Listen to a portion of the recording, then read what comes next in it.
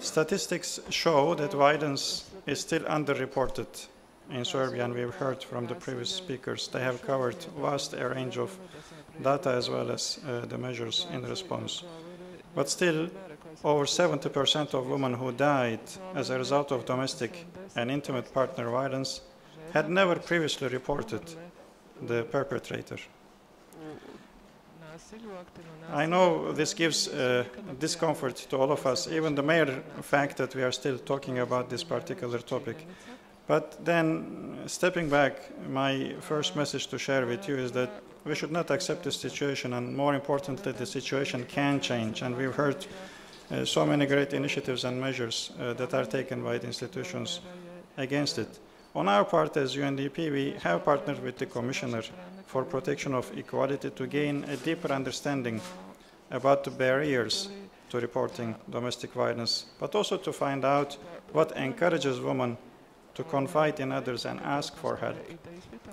We conducted a comprehensive research that included in-depth interviews with both women and representatives of women organizations that support survivors of violence. And you will hear about the detailed results of this research later, but one thing is clear. The circumstances of women who suffer violence are each different. We must be persistent in our efforts to create an environment where every woman feels safe to disclose their domestic situation to someone and is not met with silence or prejudice.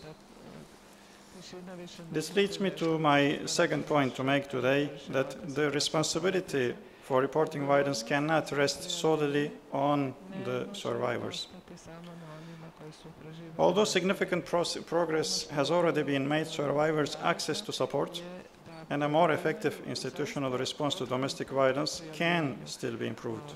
In this regard, the police, the prosecutors, and social work centers have a central role to play in responding to gender-based violence. Taking into account the unique circumstances of each case, and there are already some very good examples, such as the involvement of the survivors in the creation of individual protection and support plans. We also need to work with women's immediate environment. We heard this previously as well, the family members, as well as religious communities or the neighbors. They must become our most important allies in encouraging women to report violence and be their social safety net that empowers them to live free of violence. We heard also, and it's worth repeating again, that the media can also play an important role.